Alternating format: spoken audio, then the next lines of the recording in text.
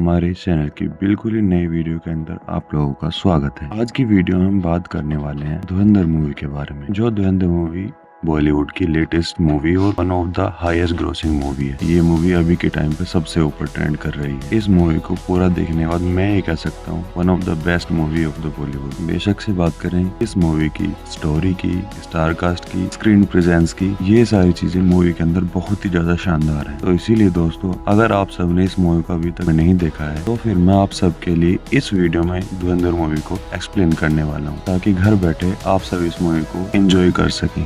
तो दोस्तों, इसी बात पे वीडियो को जल्दी से लाइक कर दीजिए, शेयर कर दीजिए, और अगर आप इसी तरह की मूवीज एक्सप्लेनेशन देखना चाहते हैं तो मेरे चैनल को सब्सक्राइब कर लीजिए, जिससे कि मुझे मोटिवेशन मिलती रहे इस तरह की वीडियोस बनाने के लिए। तो दोस्तों, धुरंधर मूवी की जो स्टोरी है वो मेनली सन 1999 से लेकर और 2001 में होने वाले टेररिस्ट अटैक के ऊपर बेस्ड है। सन 1999 में और 2001 में इंडिया के ऊपर काफी सारे बड़े आतंकवादी अटैक्स हुए थे। इन सब टेररिस्ट अटैक्स के पीछे पाकिस्तान का ही हाथ था। सारी चीजें जानने के बाद भी इंडिया डायरेक्टली कुछ नहीं कर पाया था, क्योंकि पाकिस्तान को सारी गल्फ कंट्रीज, यूएस, यूएन सभी का सपोर्ट था। अब क्योंकि इंडिया पाकिस्तान से अपने आप को डायरेक्टली प्रोटेक्ट नहीं कर पा रहा था, इसीलिए इंडिया ने स्टार्ट किया मिशन धुरंधर। और इस पूरी मूवी में हम इस मिशन धुरंधर को ही देखेंगे। तो अगर आप सबको इस मूवी का कॉन्सेप्ट समझ में आ गया हो तो इस मूवी की स्टोरी को स्टार्ट करते हैं। तो दोस्तों, मूवी की स्टोरी स्टार्ट होती है 30 दिसंबर साल 1999। मूवी के इस पहले सीन के अंदर हम अजय सनियाल से मिलते हैं, जो इंडियन इंटेलिजेंस ब्यूरो के डायरेक्टर होते हैं, एंड इस रोल को प्ले किया है आर माधवन ने। असल में हमें यहाँ पर पता चलता है कि इंडिया से उड़ने वाली एक फ्लाइट पर क्योंकि अफगानिस्तान जा रही होती है, वो जैसे ही अफगानिस्तान के कंधार एयरपोर्ट पर लैंड करती है,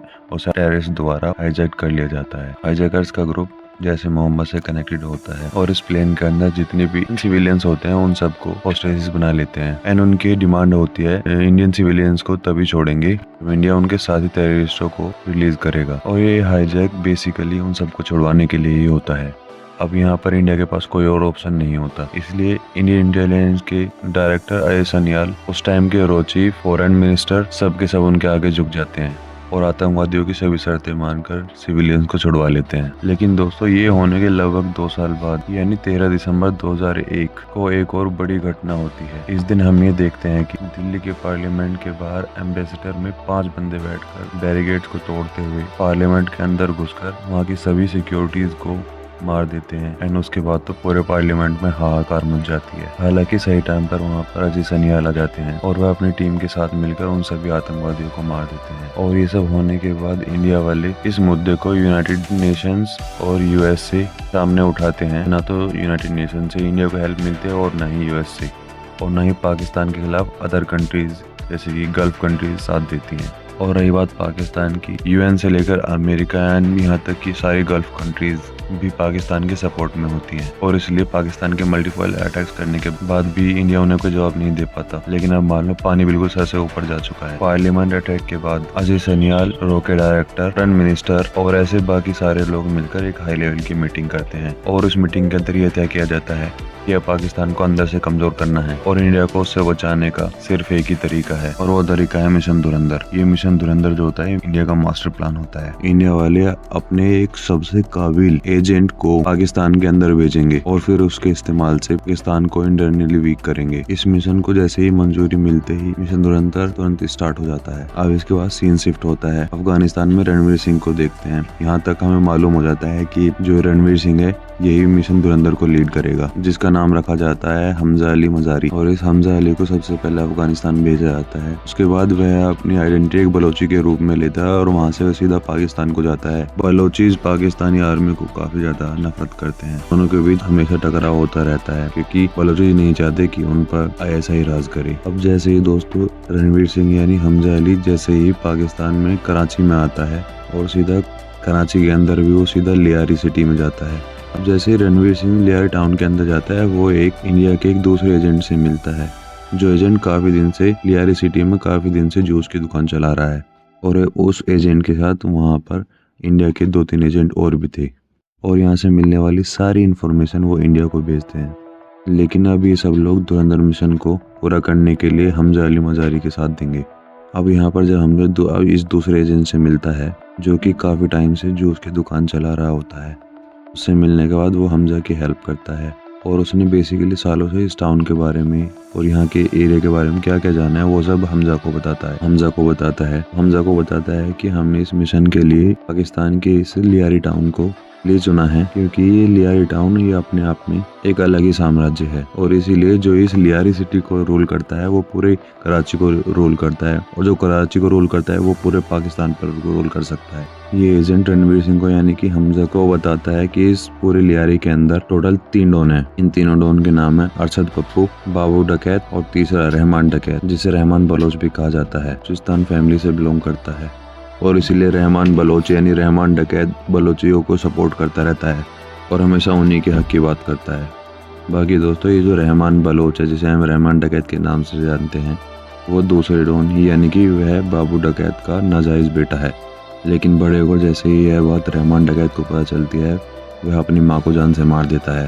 बाकी दोस्तों इस पूरे लियारी के अंदर जो ये रहमान डकैत है वो पूरा 1/3 हिस्से को रूल करता है और बाकी बचा हुआ हिस्सा अरशद पप्पू और बाबू डकैत रूल करते हैं। और रहमान डकैत से निपटने के लिए ये बाबू डकैत और अरशद पप्पू दोनों मिलकर काम करते हैं। अभी यहाँ लियारी के अंदर हमजा का ये प्लान होता है, क्योंकि वह एक बलोच बनकर आया है इसलिए वह रहमान डकैत की गैंग में घुसेगा और गैंग में घुसने के लिए उसे बहुत ही जल्दी मौका भी मिलने वाला है। अब ऐसा इसलिए क्योंकि रहमान डकैत के 2 बेटे हैं और उसके बड़े वाले बेटे के दोस्त की शादी होने वाली है, तो वह अपनी दोस्त की शादी में जरूर जाएगा। और क्योंकि इस शादी में रहमान डकैत का बेटा शामिल होने वाला है, इसीलिए अरशद पप्पू और बाबू डकैत का यह प्लान है वह अपने आदमियों को भेजकर रहमान डकैत के बेटे को मरवा दे। वो इंडिया के ये एजेंट इस बारे में सब कुछ जान जाते हैं और इसीलिए अब उन्हें पता होता है कि कुछ दिनों बाद होने वाली शादी में रहमान डकैत के बड़े बेटे को मारा जाने वाला है। और इसीलिए हमजा और उसके साथ के बाकी एजेंट कर यह प्लान करते हैं कि वो लोग उसी फायरिंग के अंदर रहमान डकैत के बड़े बेटे की जान बचाएंगे और ये चीज दिखाकर रहमान डकैत की गैंग में शामिल होना आसान हो जाएगा। यानी कि ऐसा करके वो रहमान डकैत का भरोसा जीत लेंगे तो इसकी गैंग में बड़े आराम से शामिल हो जाएंगे। अब इसके बाद जिस दिन शादी होती है उस दिन हमजा और बाकी सारे एजेंट उस शादी के अंदर वेटर का काम करते हैं, क्योंकि उन्हीं की दुकान को उस शादी के अंदर खाने का ऑर्डर मिला था। और कुछ टाइम बाद ही वहाँ पर रहमान डकैत के बेटे की एंट्री होती है। लेकिन हमजा और बाकी एजेंट ये देखते हैं कि वो सिर्फ अकेला नहीं आया, उसका छोटा भाई भी उसके साथ आया हुआ है। इसलिए हमजा और बाकी के एजेंट ये सोचकर परेशान हो जाते हैं कि अब जो फायरिंग होने वाली है उसमें दोनों बेटों को कैसे बचाया जाए। हालांकि उनके इतने सोचते ही सारे गनमैन आते हैं जो कि अरशद पप्पू और बाबू डकैत के आदमी होते हैं, वो आते ही फायरिंग करने लग जाते हैं। लेकिन हमजा और उसके साथ के सारे एजेंट मिलकर रहमान डकैत के दोनों बेटों को बचा लेते हैं। लेकिन अब भी एट द एंड रहमान डकैत के बड़े बेटे को गोली मार देते हैं और उसे जान से मार देते हैं। अब ये देखकर हमजा और बाकी के एजेंट को कुछ भी समझ में नहीं आता, क्योंकि उनका मिशन फेल हो चुका था। उनका प्लान तो यही था कि वे रहमान डकैत के बड़े बेटे को बचाएंगे, लेकिन वह अब मारा जा चुका है। इसके बाद भी हमजा यहाँ पर हार नहीं मानता और वह नया तरीका सोचता है और जल्दी से उसके मरे हुए बेटे को बचाने की कोशिश कर रहा है, क्योंकि उसने छोटे बेटे को बचा ही लिया होता है। उसी के सामने वो नाटक कर रहा होता है। जल्दी से बड़े बेटे की लाश को उठाता है और हॉस्पिटल लेकर जाता है और चिल्ला कर डॉक्टर को आवाज़ लगाता है। डॉक्टर चिल्लाते हुए कहता है कि वो लोग जल्दी से उसका इलाज कर दे। ऑफ कोर्स उसकी जान चली हुई होती है। अब रहमान डकैत को जैसे ही इसके बारे में पता चलता है वो सीधा हॉस्पिटल में आता है और हॉस्पिटल आकर वो सबसे पहले अपने छोटे बेटे से मिलता है, जो कि रहमान डकैत को सारी स्टोरी बता देता है कि जब उसके बड़े भाई पर हमला हुआ था, हमजा नाम के इस आदमी ने उनको बचाने की कोशिश की और जब उसके बड़े भाई को गोली लगी तो ये आदमी उसको अस्पताल भी लेकर आया। इन सभी बातों को सुनने के बाद रहमान डकैत पहले तो अपने बड़े बेटे को देखने जाता है जो कि मर चुका होता है और उसे देखकर काफी रोता है। फिर उसके बाद बाहर आकर वह हमजा से मिलता है और उसे छोटे बेटे की जान बचाने के लिए शुक्रिया अदा करते हुए थोड़े पैसे देता है, लेकिन हमजा पैसे लेने के लिए मना कर देता है। वह रहमान डकैत से कह कि वह उसे अपना हीरो मानता है। असल में वह भी रहमान डकैत की तरह एक बलोच है।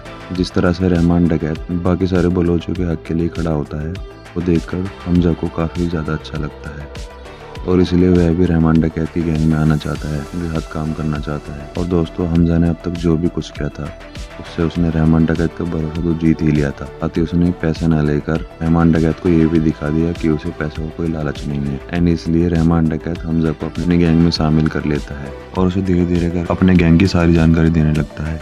लेकिन दोस्तों अब रहमान डकैत यहीं पे प्लान करता है कि वह अब बाबू डकैत को जान से मार देगा, कि उसी के आदमी ने उसके बड़े बेटे की जान ली है। लेकिन दोस्तों रहमान डकैत कुछ करता देखते हैं कि उसी हॉस्पिटल में रहमान डकैत से मिलने के लिए वहाँ का सबसे बड़ा पॉलिटिशियन आता है और इस पॉलिटिशियन ने पूरी लियारी के अंदर रहमान डकैत को अपना सपोर्ट दिया हुआ होता है। रहमान डकैत के बेटे की लाश देखता है और रहमान डकैत को भरोसा देता है और उसके साथ ही रहमान डकैत को यह भी समझाते हुए कहता है कि इलेक्शन पास आ रहे हैं, इसीलिए वो अभी कोई कदम ना उठाए, बाबू डकैत के ऊपर कोई अटैक ना करे, क्योंकि ऐसा करने की वजह से उनकी कुर्सी जा सकती है।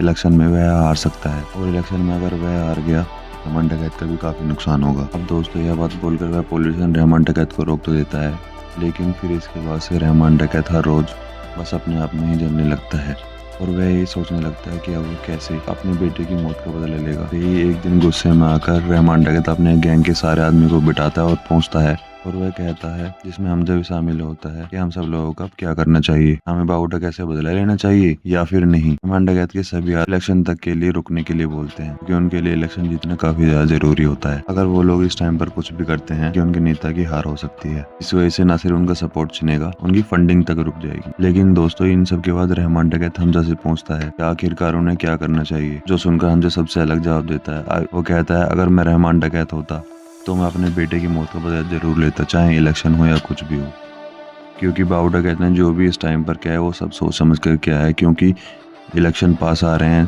तो रहमान डकैत इस टाइम कुछ नहीं करेगा। लेकिन मैं कहूँ कर दिया है कि बाबू डकैत रहमान डकैत से काफी ज्यादा पावरफुल है और अब रहमान डकैत के अंदर कोई पावर नहीं बची, और अगर इसलिए आप मेरी मानो तो बाबू डकैत को अभी खत्म करना चाहिए, जिससे कि ना सिर्फ आपका बदला पूरा होगा बल्कि पूरे लियारी में मैसेज जाएगा कि इस पूरे रीजन में, पूरी लियारी सिटी में रहमान डकैत से ऊपर कोई नहीं है। अब रहमान डकैत हमजा के पास से एग्री होकर सीधा हमले की तैयारी करता है। वह एक एक करके बाबू डकैत के सारे आदमियों को मार देता है। और रही बात बाबू डकैत की, तो उसे हमजा रहमान डकैत का भाई सब मिलकर उसको पकड़ लेते हैं। रहमान डकैत बाबू डकैत को अपने हाथों से खुद मारता है और इलेक्शन में हम देखते हैं इस पॉलिटिशियन की, जिसका नाम जमील जमाली है, वह पूरी बहुमत से जीत जाता है। जमील जमाली की जीत होती है और उसे उसकी विक्ट्री स्पीच के लिए बुलाया जाता है। तो उस टाइम पर वह पब्लिक को देखकर समझ जाता है कि इस टाइम रहमान डकैत को उससे ज़्यादा पसंद करती है, इसलिए कल को अगर रहमान डकैत पॉलिटिक्स में आ गया फिर उसकी कुर्सी खतरे में आ सकती है। अब दोस्तों रहमान डकैत इस टाइम पर काफ़ी ऊपर आ चुका था, तो उसने अपने दो दुश्मनों में से एक बाबू डकैत को ख़त्म कर दिया था। अब वो पूरे लिहारी का सबसे बड़ा डॉन बन चुका था और साथ ही साथ उसकी पॉपुलैरिटी बहुत ज़्यादा बढ़ चुकी थी। जैसे ही वो स्टेज पर आता है इतनी पॉपुलैरिटी बढ़ चुकी है कि वो पॉलिटिशियन भी आराम से बन सकता है और जीत भी सकता है। और रही बात हमजा की, जो कि अपने मिशन पर होता है, क्योंकि हमजा ये जानता था कि जो पॉलिटिशियन जमील जमाल की बेटी है वो उसके मिशन में उसके काफ़ी काम आ सकती है। अब दोस्तों इन सब के बाद पॉलिटिशियन जमील जमाली इस बात का डर होता है वही होता है, यानी कि पाकिस्तान के जो बड़े बड़े बिजनेसमैन हैं अपने फ़ायदे के लिए जो अब तक जमील जमाली से मिलते थे, अब वो रहमान डकैत से मुलाकात करते हैं, उसे सपोर्ट करने की बात करते हैं, क्योंकि प्रेजेंट टाइम में रहमान डकैत की जितनी ज़्यादा पकड़ लियारी पर है और किसी की नहीं है, इसलिए वो लोग रहमान डकैत को नेता बनने के लिए बोलते हैं। लेकिन यह बात जैसे ही जमील जमाली को पता चलती है, जमील जमाली के दिल में रहमान डकैत के लिए काफ़ी ज़्यादा नफरत बढ़ जाती है और वह कुछ भी कर रहमान डकैत को दबाने के चक्कर में लग जाता है। और अब इसके बाद ही रहमान डकैत और इन बिजनेसमैन की मीटिंग होती है, पर हमें पता चलता है ये बिजनेसमैन आपस में लिंक होते हैं। ये लोग पाकिस्तान में काफ़ी ज़्यादा उल्टे सीधे काम करते हैं और इन सब तरीक़ों से काफ़ी ज़्यादा पैसे कमाते हैं, जैसे कि हवाले के जरिए ब्लैक मनी वाइट करना और फेक इंडियन नोट्स को छापना, फिर उसे इंडिया में सप्लाई करना।